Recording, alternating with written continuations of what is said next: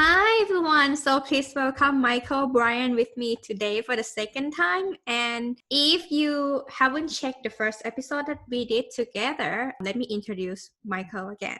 So he's a speaker, author, and entrepreneur that have cystic fibrosis and diabetes, but hasn't let that stop him at all. So as you can see here, he's very outspoken right now. If you follow him in his social media, you will see him doing live every single day, sharing very positive thing and very inspiring. So welcome again. Yeah, it's great to be a guest and forward to sharing my insights again. Second time, better, hopefully. Yeah, it's always gonna be better and better every time to speak with you.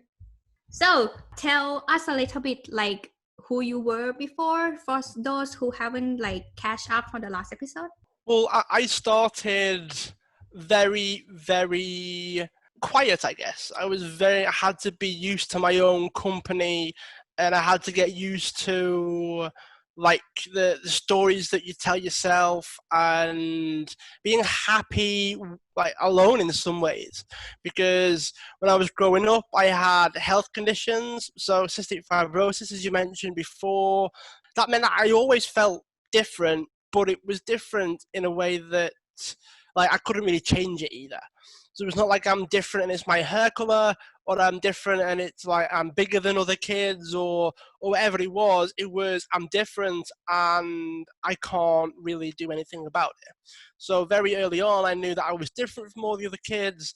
I knew that there's a lot of things that I had to do, like medicines and treatments and all those things, just to get by, just to be seen as like everybody else, just to be seen as someone that was happy and being a kid, being like a 5-year-old running around after people and playing games and eating too much and all that stuff.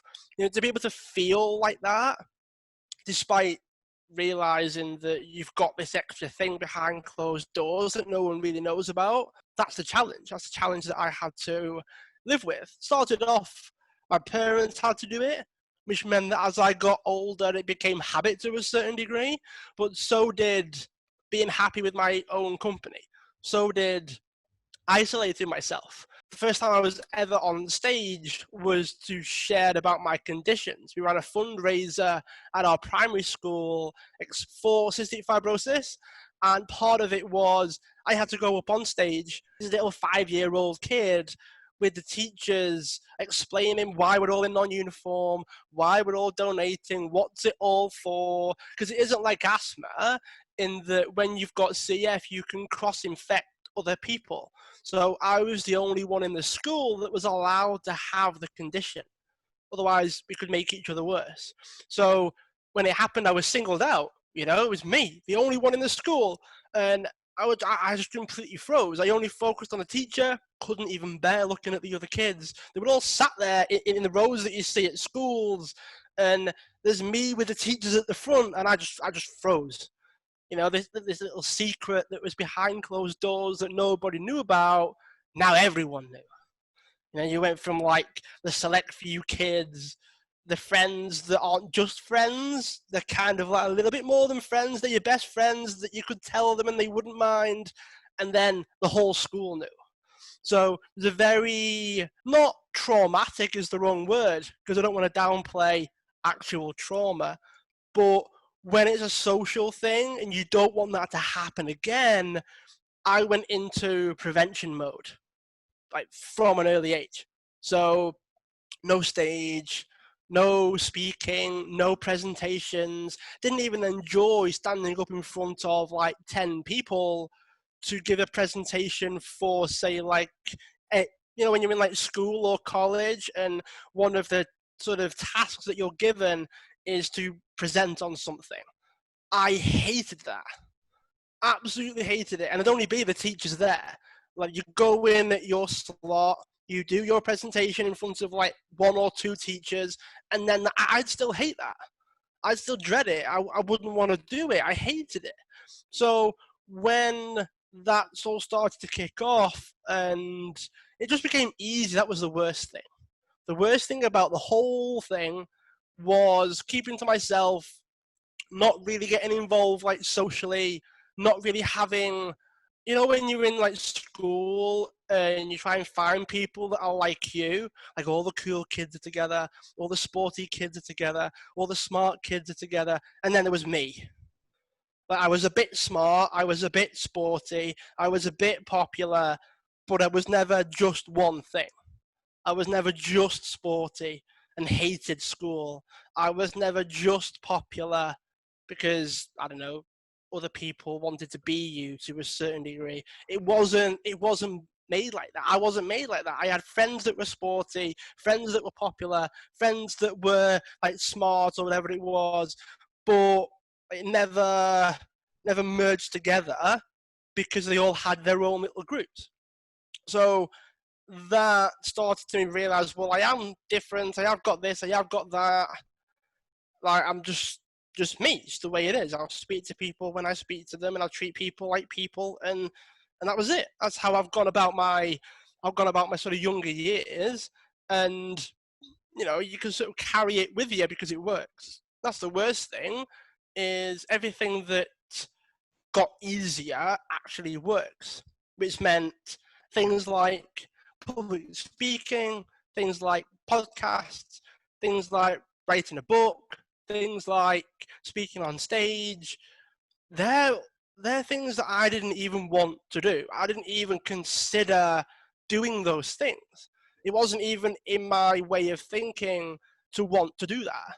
So, cutting a long story short a little bit, I had to change who I was. I had to change the parts about me that, although they worked, although to a certain degree I liked it because it was comfortable. So I couldn't discern between what was comfortable and what I liked, which meant I liked being comfortable. And that was the dangerous thing. That was the thing that stopped me from doing the things that I really wanted to do, because you don't have a lot of, like, I don't know, skills, I guess. I never had anything I was good at, like really good at. I had things I was average at, things I was a bit better than average at, but nothing that I was, oh my God, this is going to be my job. Oh my God, this is going to be my career. I didn't have that, because the way I sort of saw it was, you've got to enjoy life. You've got to take life as it comes. You've got to just get through the day based on, you know, waking up, medicines, treatments, go to school or college, get back, eat, family time, homework, bed, up, and then do it again. I never even considered, well, what do you want to do with the rest of your life, Mike? That was never something that crossed my mind. But when it did, I also couldn't answer it because I hadn't had the practice. I hadn't had the, what can I really do with my life? That was something that I had to learn. I had to figure out for myself, which caused me to go down the journey that you see today. Self-discovery always takes time, right? And no one really able to tell you what to do next. And No. I think many people get lost along the way to discover who they are. Yeah, one of the things that I realized was, because I spent so long sort of in my own head, quite a bit as well, a lot of it was, I was moving towards like positive feedback that you would get, you know, like praise that you would get, right? Like, well done, or that was really good. And because I got bullied a little bit as well, I was moving away from that and moving towards and wanting more of the positive feedback. So I was never really good in school, but I did the extra homework because I wanted to please the teachers.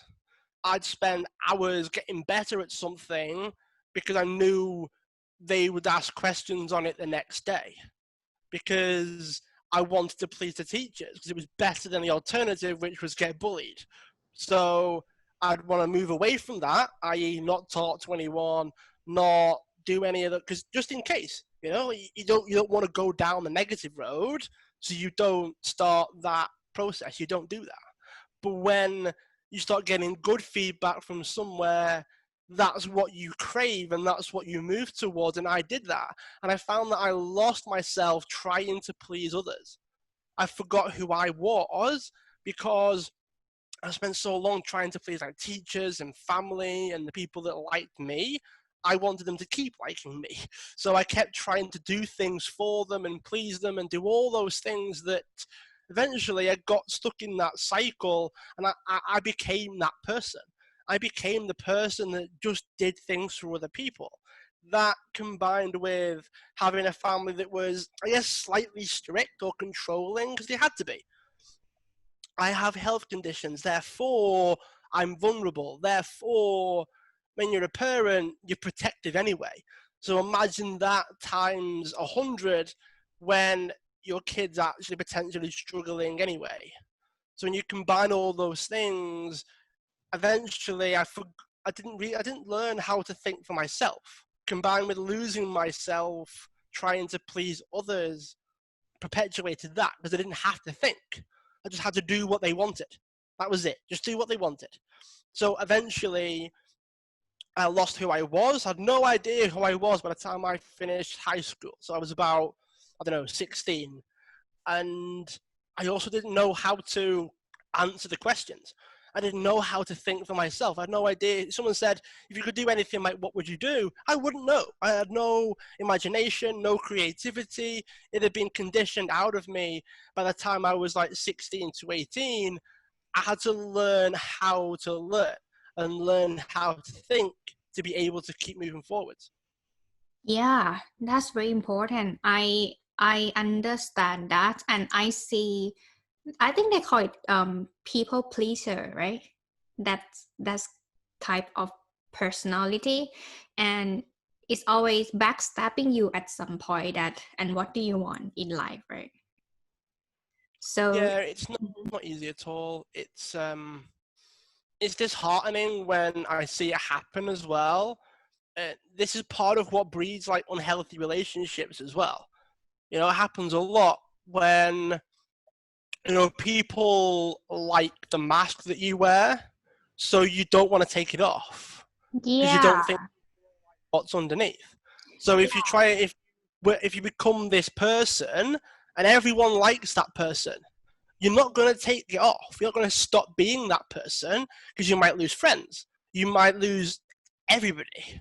So it's not, while it's not healthy, it's not something you actually want anybody to do. You don't want people to put themselves potentially like struggling, lonely, all those things for the sake of being more of yourself. It just seems a bit like the trade-off isn't the same. Like the positive to negative just doesn't work. You may as well just keep doing what you're doing. Don't change. Stay the course, and you'll get by. You'll do okay. You'll do really well, depending on what kind of persona that you're putting across. But that was something that I didn't want to do that. I didn't want to be that person because it was holding me back. So this isn't a positive mask we're talking about. This is a negative one. And I had some good aspects, but a lot of it was bad. A lot of it was actually stopping me from doing what I wanted to do. when did you discover that this is not something you want to do? I guess it was when my choices were based on desire. So when I was no longer forced to do something, I still had to figure it out. So when you're younger, so in the UK, when you're in primary school and high school, essentially your education is given to you. Everything is given to you, done for you. This is what you're learning. This is how you're learning it. That's the way it is, right? But when you get a bit older, you're in like college in the UK, you pick your courses. You have to choose. You have to decide what it is that you want to do. And I wasn't really good at anything. I wasn't a history buff. I wasn't amazing at science. I was probably average at a lot. I was like a jack of all trades, sort of maybe good at a few. But I was never, it was almost by accident. Like it wasn't because I wanted to do it. I just so happened to be good at science or like maths. It wasn't like, oh my God, I love numbers. I wasn't one of those people. It was, I just so happened to be good at it. Didn't really want to do it. If I had the choice, which I eventually did, I didn't want to do those things. So when you base your decisions on desire and not being told what to do, that's how you can reinforce the whole thing for yourself. So I'm a big believer in, while the ego can be damaging, doing things just because you want to is just as beneficial as having some like monetary gain out of it. Sometimes doing it just for the desire of it can be just as beneficial than like, oh, I need to know what to do. Even though you know what to do, doesn't mean you choose to do the right thing. I think we change, like individually. Me, myself, 3 years ago, 6 months ago, might not have this type of mindset. Even it's developed by environment, by people I hang out with, by people I speaking with on daily basis for me to be who I am today, even. And that's, for me, affect a lot. When you mention about when you want to keep being that person wearing masks because people like you that way, I used to be in that position and I discovered that, but hey, this group of friends wasn't the right group I want to hang out with in the future. This Yeah, environment wasn't the place where I actually wanted to be. no, that's it. And sometimes it's the moments when life actually slows down, when we start to have those thoughts. So it might sound really weird, but boredom can be a funny thing. Mm. When you've got nothing to do and your head sort of slows down, you start to think, your brain starts to wander a little bit, and you start to ask yourself like strange questions. Like, what if you didn't do this? And you go, oh, okay, that means I'd have to do this instead, or this instead, or do it this way, and do it that way. And very often, life moves too quickly to the point where you've got no choice but to go through the motions. We can't process all of that and get by at the same time. Mike, from your childhood experience, like until your teenage or something, how that formed you to be who you are right now? And do you say right now that you are success just yet? So one of the things that I had to realize, and this is just when you start to achieve things and you start to actually move towards like the visions that you have and the dreams that you have, you've got to figure out what the next thing's going to be. You know, years ago, I had dreams of like a world tour, right? So you have to bear with me here, right? I thought, okay, I'm going to write a best-selling book. I'm going to be touring the world. I'm going to have like stadium events. I'm going to be signing books everywhere I went. I'd be like on stages. I'd be stopped on the street. People would want my autograph. I had like the stupidest like dream in the world. It was absolutely like out of this world. And you know, I woke up from it because I had a proper full on like dream. You know, I was walking alongside the stadium, I was walking in, there were banners everywhere with like my great big face on it.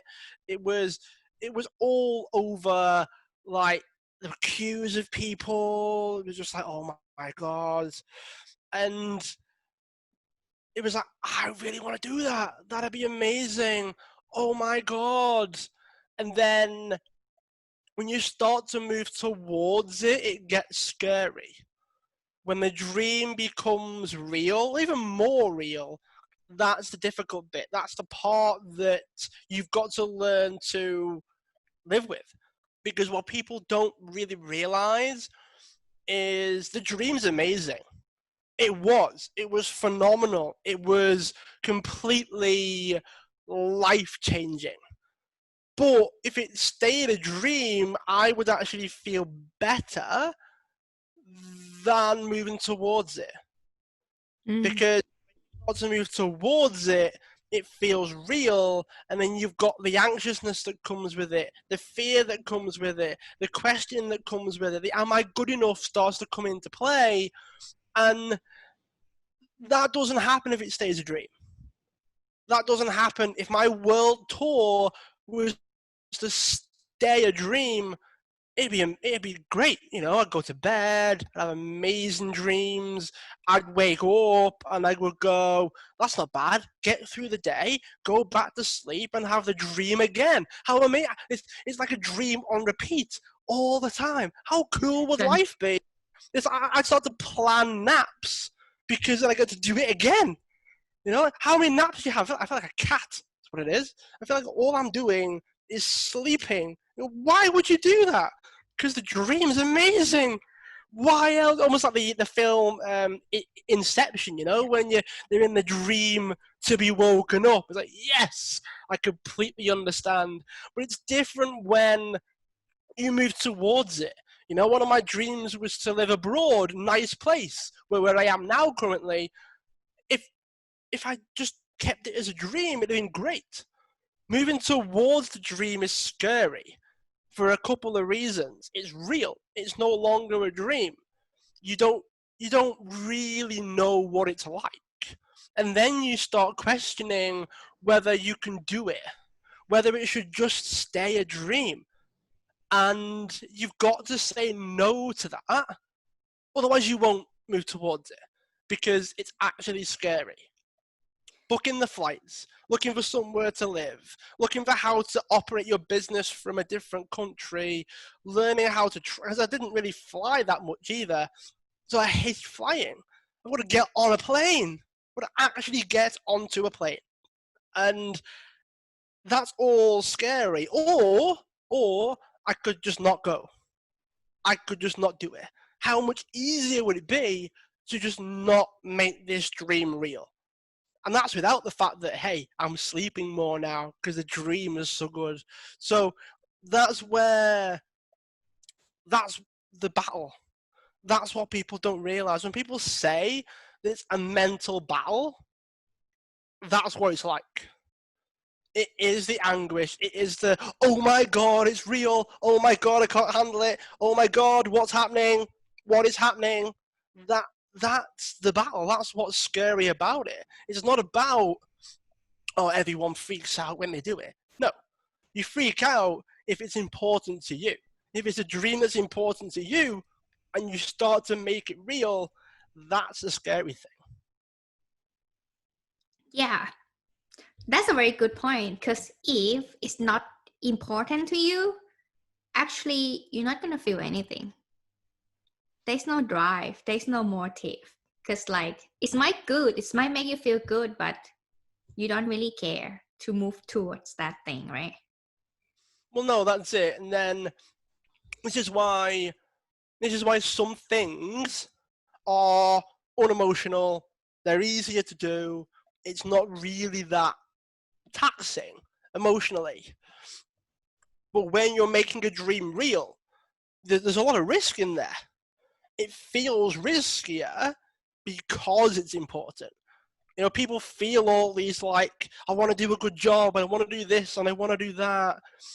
That's because it matters. That's because you cared about it. So when you think about how do I think about the dream, how do I think about how can I make this happen, the fact that it's important to you, again, weird how that causes more negativity. Weird how that causes more fear, more anxiousness, more emotion. It's because it matters. So then when people are sat there and they go, well, isn't it better then to just not bother? So, well, yeah, but there's a difference between it being easier and better.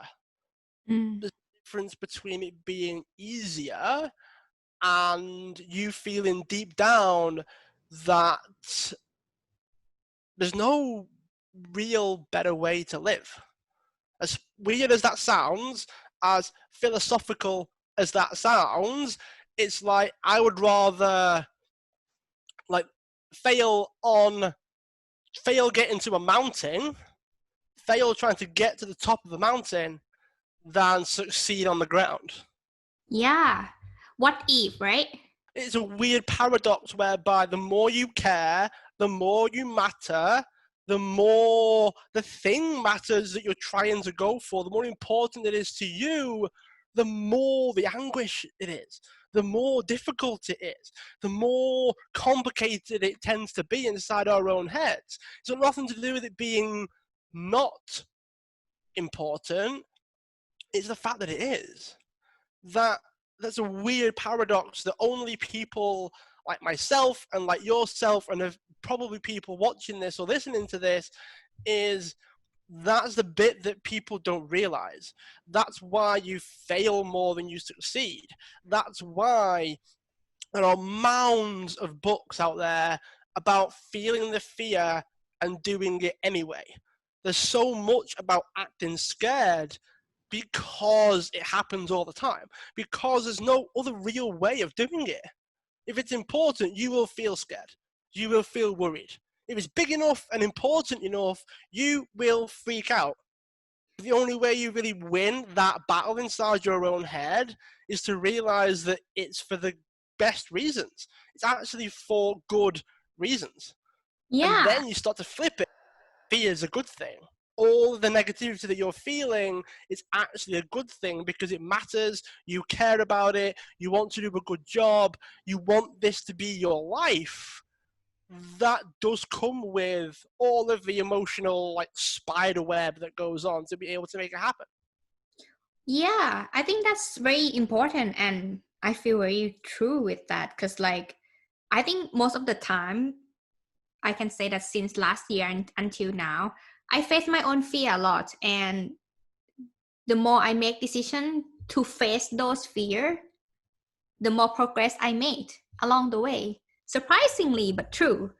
So, without Yeah. taking that action towards the fear, I wouldn't have accomplished something even because I always keep myself in the safe zone that I feel comfort in a dream, right? That's you just mentioned. Keep dreaming because I feel good. Yeah. But I don't dream, by the way. Unfortunately, I don't dream. Well, no, I mean, once I started achieving them, it was kind of like there's nothing left. So, like, I'm kind of thinking, well, because of the book that I've wrote, the world tour's happening. It was really weird. Yeah, it's virtual. It's through podcasts and events and speaking, and it's all virtual. But the world tour's happening, Yeah. and for some weird reason, my brain's like, oh my god, oh my god, oh my god, oh my god, oh my god, oh my god, oh my god. That's I'm trying to think how many years it's been.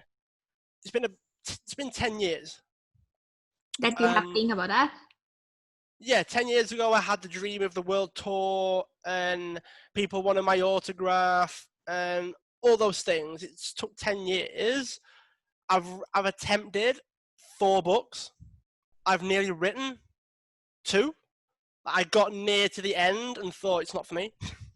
I was like, I've wrote like 40,000 words of this book, and like I just don't want to do it anymore.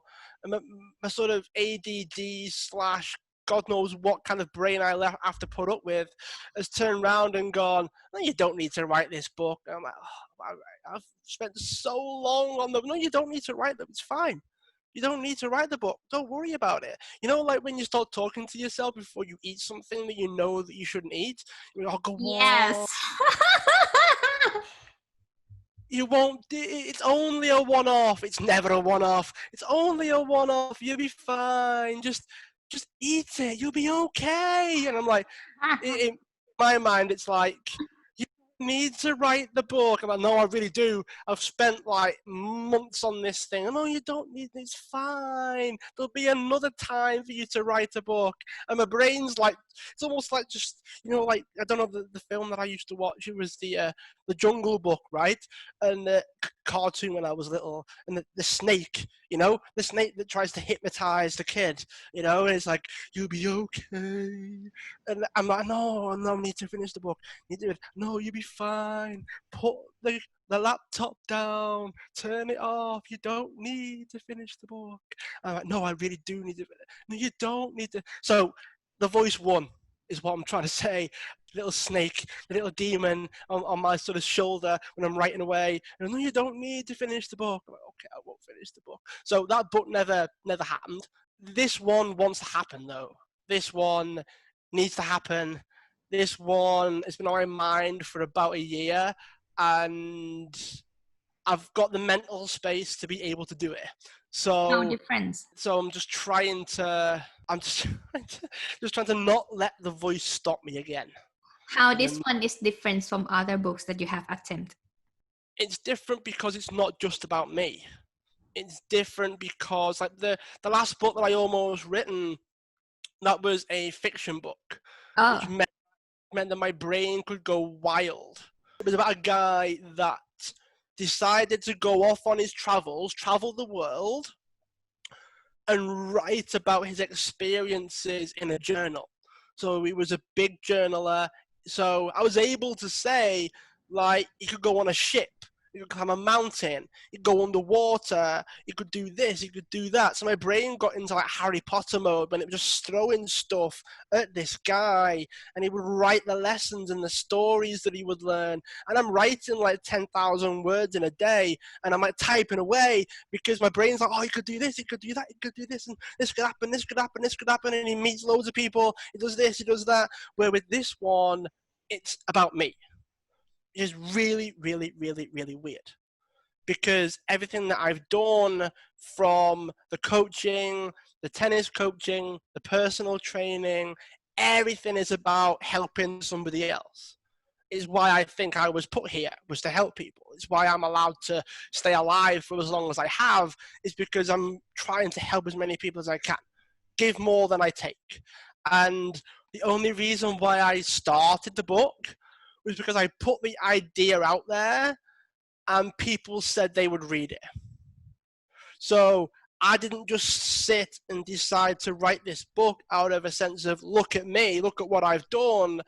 It was, okay, this is an idea. Let's see if anyone would read it. Anyone wants to read it, you know, I've got people that are reading it as I'm writing it and giving me feedback on each of the chapters to help me sort of make sure the book's good. And if I didn't get anybody, I probably wouldn't be writing the book. It wouldn't actually happen because I do more for other people than I do for myself. But then because I've got this element of choice involved, I can still have some control over it. So what that means is, like, when people ask for like my help for free, or people ask for something, right? And I go, right, well, how I've chosen to do that is this, this, and this. So it's a little bit on the selfish side, but the reason is because I'm doing it for everybody else. So I balance the people-pleasing side of me. It's always going to be there. I'm always going to try and please someone more than I'm going to, you know, do more for others than you do for yourself. Attributes of a people-pleaser. But the difference is because I choose how I do that. I choose how I please people. Whether they're pleased or not, I can't control that. Because I the ability to choose what I do to please people, in some weird twisted way, it works, and it isn't as unhealthy as the whole, what do you want to do, I can do that for you, what do you want me to do, I can do that for you, what do you want me to do, I can do that for you. I sit back and I go, these are the ways that I am going to help people, these are the ways that I'm going to try to please people, and if it just so happens to not work, I'm sorry about that. You know, so I think that it just makes things easier when I've got control over the people pleasing aspect. But when I'm trying to do something new, or I'm trying to put something out, if no one's going to read it, it doesn't seem worth it. But if one person reads it, it is. If one person benefits, it is worth it. So that's kind of how I've coped, I guess. That's how I've allowed myself to sit and go, look, you've got at least 10 people that want to read this book. You've got to write it. You've got people waiting. You've got people wanting this book. So the accountability, the people-pleasing aspect of me goes, well, I've got to sit down and do it. I've got no other choice because people want it. I have to force myself to not go down the unhealthy road of like every day sit there and write it, every day sit there and write it, because my brain can go that way. I can get quite focused and quite sort of tunnel vision, and if I can write every day. I could sit there and I'd write every day because people want it, people need it, and the people pleaser goes, "We'll write it then." And I sit there and I'm just writing away. I can do that, and I can write, and I could do it all, and then I go, "Oh well, no one actually wants to read it." So I've wasted energy and wasted the time before anyone's gone, "Yeah, we'll read that." And then when you look into how to market a book, how to tell people about the book, how to do all those things that I've learned over the course of nearly 3 years of podcasting now, is that's what you do anyway. You get people excited and involved, and they want to read, they want to learn, they want to benefit from your experience. Then you go, I've got customers, I've got people that want to read this thing. Now I'll start writing it. And that's what the journey's been like. It's weird because there's a part of me that would have just wrote it, and I've got to reel that person in. I've got to reel that people-pleasing aspect of me in, otherwise it affects my health. I lose sleep. I don't exercise. I don't think. I don't eat properly. I went through a phase of writing the old book. I would write for a day, and I would make 1 or 2 sandwiches, and that would last me all day because I was so focused on writing, I'd forget I was hungry. That's how like crazy it gets. And if you know me well enough, you know that after breakfast, I'm planning my lunch. After lunch, I'm planning my dinner. After dinner, I'm planning all the other snacks and meals in between. So for me to like forget to eat is a rarity. So when Oh, it starts to happen, impressive. that's when it starts to kick in, and I start to sit and I go, you forgot to eat for 4 hours. How on earth have you managed to forget to eat, Mike, for 4 hours? There's something wrong with your brain when you can do that. And it started to feel unhealthy because main reason being, of course, is that if you do that consecutively, Yeah.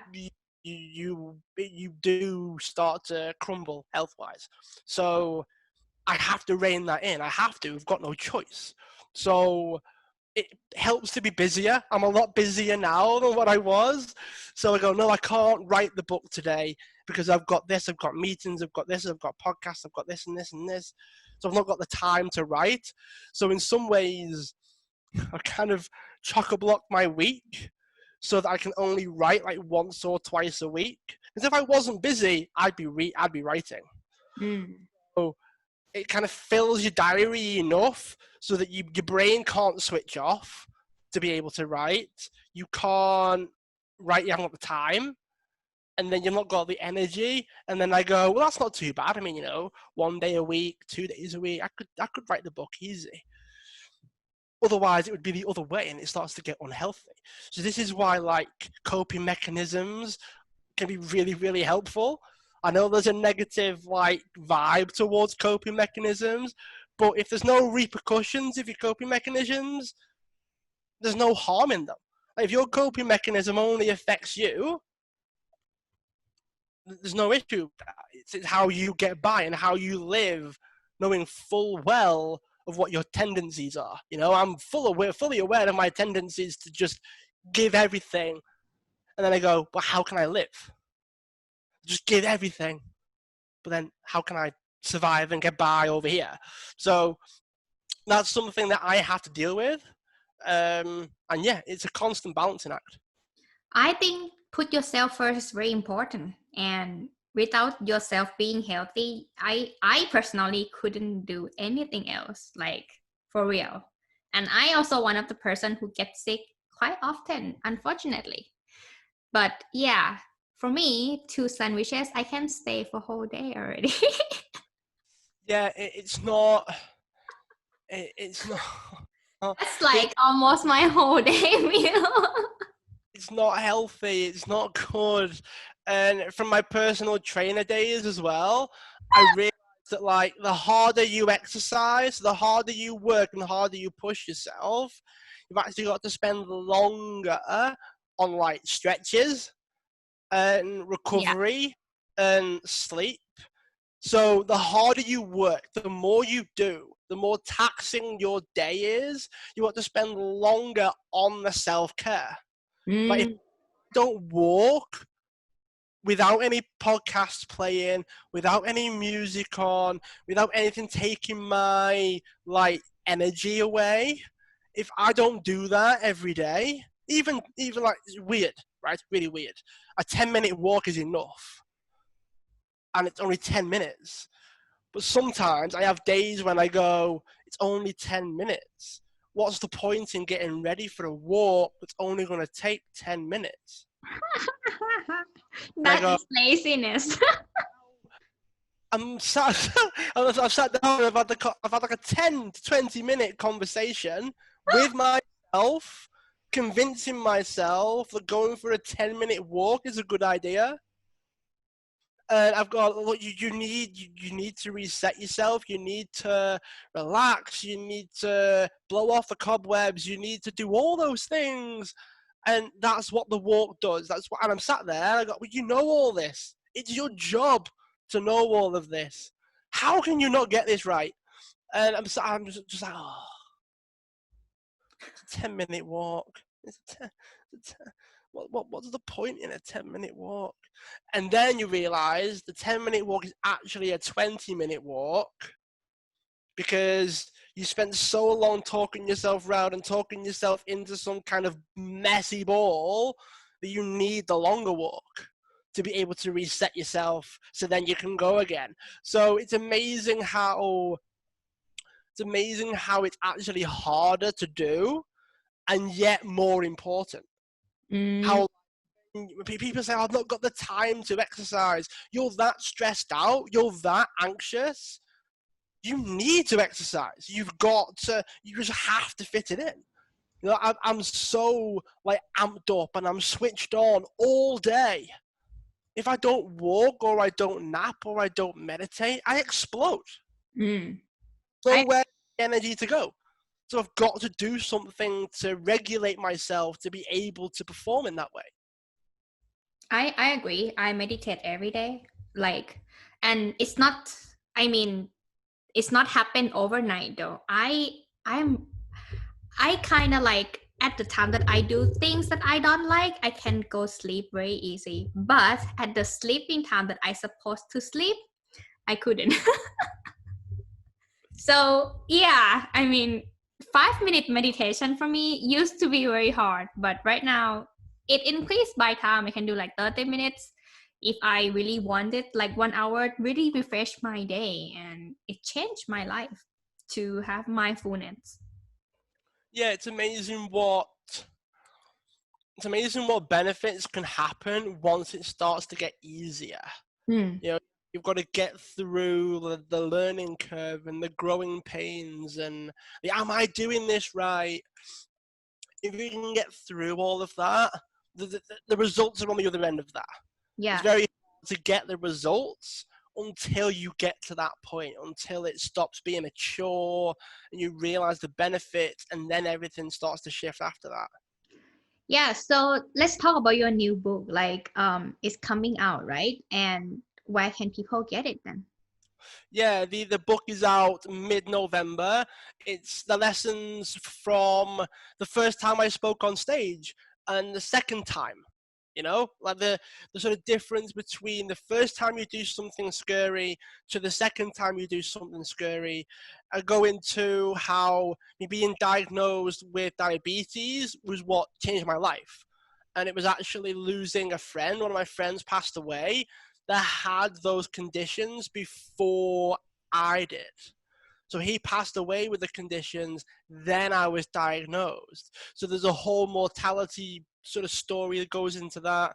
starting my podcast, traveling, moving abroad. I cover all of the scary moments, if you will, and how they've shaped me, how they've taught me to be who I am today. You know, someone that is interviewing influencers and celebrities, someone that does travel, someone that does have a successful business, you know, businesses with an S at the end.